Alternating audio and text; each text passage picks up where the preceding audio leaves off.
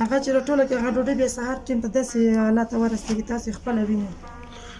ولې د کور سرفرست نه لرئ که څنګه؟ د کور سرپرست نه لرم، خاوند مې شهید شوی دی، اوس د کور سرپرست نه لرو. مشر زوی مې د څنګ کې چې ناسته دغه دا د کور سرپرسته مې ولرو. وخ درنو هېوادوال دغه د کور مشر زوی ده که نه؟ زوی ده. الله، او دغه هغه ډوډۍ ده چې دوی هغه لورکۍ راټولوي دي.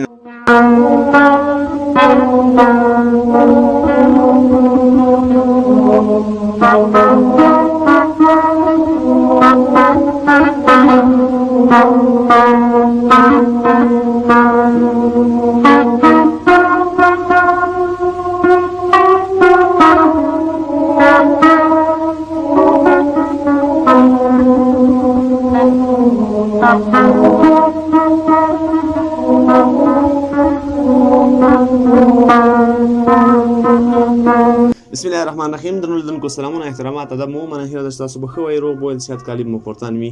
دلته تل په څېر راغلي یو د افغانستان پکتیا ولایت ته. تر څنګ مې یوه داسې کورنۍ ناسته ده چې د دوی د حالات په اورېدو سره به له هر انسان څخه چې انسان وي له سترګو څخه به یې اوښکې ځي. دا چې څه ډول ژوند دی دا او څه ډول کیسه ده. تر څنګ مې د دې کورنۍ سرپرسته دغه خورکۍ ناسته ده چې له دې څخه به یې پوښتم چې ژوند دې څنګه ده او ولې به داسې کنډواله کور کې ناست دي. خورکۍ ښه راغلاست درته وایم، راته ووایه چې څه ډول ژوند مو ده او له کومو ستونزو سره مخ یئ؟ ژوند خو ورور جانه دغه ژوند دی چې تاسې وینئ په خپله، تاسې پخپله ګورئ. باران کوټه را باندې ړنګه کړه، اوس دغه کوټه کې ژوند کوو. خواب شه ټوله ړنګه ده، ګوره نه ورسیب کې شته نه هغه پکې خاص د پاسه هغه چې باران شي په موږ نه څاڅي. نور دغه مشکل سره مخامخ یو. چا خبره د خوړو لپاره موږ څه نه لرو. لور مې ده چې سهار یې مکتب ته ولېږم چې موږ آینده خاصې خاورې ایرې شوه، در په دره شوو چې لور آینده مې خاورې ایرې نه شي. او بعد 12 بجو ناستې به بازار ته ځي، بازار کې د چای بوره دا شیان راټولوي، ډوډۍ راټولوي. هغه چې راټوله کړي هغه ډوډۍ بیا سهار ټیم ته داسې حالات ورسېږي تاسې خپله وینئ. ولې د کور سرفرست نه لرئ که څنګه؟ د کور سرپرست نه لرم، خاوند مې شهید شوی دی، اوس د کور سرپرست نه لرو. مشر زوی مې د څنګ کې چې ناسته دغه دا د کور سرپرسته مې ولرو. وخ درنو هېوادوال دغه د کور مشر زوی ده که نه؟ زوی ده. الله، او دغه هغه ډوډۍ ده چې دوی هغه لورکۍ راټولوي دي. نن به یې کلکه ماڼۍ ده همداسې ګوره جواری هم پکې شته او ګډه وډه ډوډۍ ده چې بیخي کلکه ده. نو دا خو د خوړل نه ده، خوړل کېږي خو رې. نو څه وکړو، د مجبوري د مجبورۍ وجې داسې کوو چې ډېره د خوړل نه وي. بس ووایه چخه اوبو کې پستا کو ماشومانو ته یې ورکومه، په دې زموږ ګزاره کوو، په دې ژوند موږ تېروو. نو دغه ماشوم ستاسو د کور لومړنی یوازینی سرپرست دی که نه؟ و دا مې مشر زوی ده، د کور سرپرست مې دغه یو ده. دغه نه مې مشره لور ده چې موږ لپاره ډوډۍ راټولوي. او د یوه لږ شپې مخکې بازار کې لوېدلې وه، پښه یې بیخي لاسه ورکړې وه. اوس مسول تیزه تیزه نه شي تللی، پښه یې درد کوي، خوږېږي. څو کلنه ده لور دې؟ تقریبا د 7 کالو ده، 7 کلنه ده. درنو هېوادوالو د 7 کلنه نجلۍ د کور سرپرستي کوي او دغه یې کوچنی زوی ده هغه لورې هم دغه ډوډۍ ورته راټولوي چې هغه ډېره کلکه ده، یعنې د خوراک لپاره هېڅ نه ده، دوی خوړلی نه شي، ورځ ورباندې تېره شي. خو د دوکانداران هم هغه څه ورکوي چې هغوی څخه اضافه وي یا سوځلی وي او یا هم له کاره لوېدلی وي. خورکۍ د کوټه ډېره په بد حالات ده، تاسو ګورئ راغورځېدلې ده، ور ورسۍ څه نشته پکې. ولې باران را خرابه کړه؟ خو د بېکسۍ وضع خراب کړه چې موږ څوک نه لرو چې موږ مثال نه دومره وس موږ لرو چې موږ خاوره راوړو جوړ یې کوو. خدای د خپله غریبۍ پکې تېروو. د کور کرایه وسه موږ نه لرو، دغه ځای موږ 500 افغانۍ ورکوو او د دې کنډولۍ له وجې. دلته اوس شپه ورځ څنګه تېرېږي؟ باد باران نه وي؟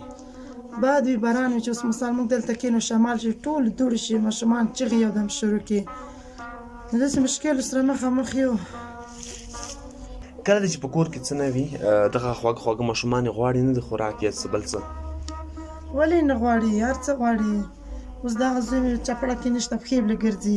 د بل په کوڅه کې چپړکه پیدا کړې ده، اوس د یوه چپړکه پښو کوي. یا هر څه غواړي مانه. خو زه څه وکړم چې نشم کولی، خپله بازار ته وځم شرمېږم، ځکه چې ډېره شرمېږم. نشم کولی چې زه وځم، بس لور مې ګرځېږي. دغه کوټه د دوی د کېناستل دی خواته، یعنی دوی د اوسېدو لپاره یوازینۍ همدغه کوټه ده او دلته دوی اوسېږي. ورسه یې څه نه لري، باد باران هر څه له منځه وړي دي، سیلابونه یې په کور راختلي وو او له سخت غربت سره مخ دي. زموږ تاسو په دومره پرشور ښار کې دومره میلیونونو اوسېدونکو کې داسې هېوادوال هم شته چې زموږ تاسو پاتې شونو څخه استفاده کوي او خاوند هم شهید شوی ده. همداسې دغه کوچني کوچني ماشومان یتیمان پاتې شوي دي. یوازینۍ سرپرسته د دې کور یوه کلنه نجلۍ ده چې هغه هم اوس ښوونځي ته تللې. مورکۍ وایي چې موږ خو هسې هم تباه شولو چې دغه یوه لورکۍ خو مې زده کړې وکړي او تر څو پورې ښه بد او د خپلو حقوقو څخه خبره شي. خورکۍ دغه 3000 افغانۍ ته سپارمه او په دغه 3000 افغانیو به ته به دې ماشومانو ته حتما اوړه راوړې. اوړه به ورته اخلي. دا چې موږ داسې خبر وایو موږ به له ځانه سره راوړي وو سامان، خو زموږ باحساسه وروڼه دي، هغوی حتما له تاسو سره همکاري کوي او تاسو نه هېروي.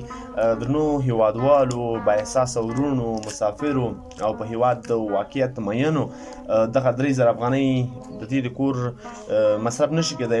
15000 افغانۍ تقریبا د دوی د میاشتې مصرف ده، چې ځکه دوی دا بچیان دي او یوه یې لورکۍ ده، 4 نفره په دې کور کې اوسېږي او ژوند یې هم همدغسې ده. نو تاسو که هر یو له دې سره میاشتنی کومک وکړئ 15000 افغانۍ انشاءالله تعالی مطمئن اوسېږئ چې هغه څه لپاره چې موږ او تاسو خواري کوو یعنی جنت ده تاسو ته به درکول کېږي. خورکۍ دغه 3000 افغانۍ درکوم او دغو ماشومانو ته یې څه ورباندې راوړه. مسافرو ته څه پیغام لرې هم مهرباني وکړه. اول خو له تاسو له خوا نه ډېره زیاته مننه غواړم چې راغلئ، زموږ حال پوښتنه مې وکړه. بس د مسافرو وروڼو مې دا هیله ده چې موږ ژوند د موږ حالات هر څه دوی په خپلو سترګو ګوري، چې موږ سره کومک وکړي. موږ به تل دعا ورته کوو، ماشومان مې دعا ورته کوي چې موږ د یو داسې مشکلو نه خلاص کړي. مشکلو سره ډېر مخامخ یو، تاسې په خپلو سترګو ګورئ او مسافرو وروڼه مې په خپله ګوري. بس موږ به تل دعا ورته کوو. درنو هېوادوالو، نور نو زما د ویل لپاره څه نه دي فاتح. دغه خپله تاسو وینئ، په ځان باندې فرض کړئ که تاسو له داسې حالات سره مخ شئ، کوچني کوچني ماشومان مو، د کورنۍ غړي مو څه ډول به ژوند کوي، څه ډول به یې د خوراک لپاره استفاده کوي. راځئ لږه لږه مرسته کوو او یا هم د دې کورنۍ میاشتنۍ مصارف په غاړه اخلو. په سکرین باندې زموږ د واتساپ شماره درته ښکاري، تاسو مستقیم میسیج ورته وکړئ. ستاسو یوه افغانۍ هم موږ تر دې خورکۍ او تر دې کوچنیو یتیمو ماشومانو پورې رسوو. تاسو د دې خوشحالي ګورئ چې د پیسو لپاره څومره خوشحاله دي، یعنی ډېر بد حالات کې قرار لري. نو مرسته وکړئ او ژوند وژغورئ او هغه څه وګټئ چې د ګټلو لپاره یې شپه او ورځ کوشش کوو، یعنی هغه زموږ تاسو هدف جنت ده. نو راځئ د جنت د ګټلو لپاره یوازینۍ لار همدغه ده، د دې کورنۍ سره مرسته وکړئ او ژوند یې وژغورئ. تر بیا چې زه جوهر او صدیقي راځو، موږ ته اجازه راکوئ. پاک رب مو سپارو، ښاد، آباد، خوشحاله او ارامه اوسئ.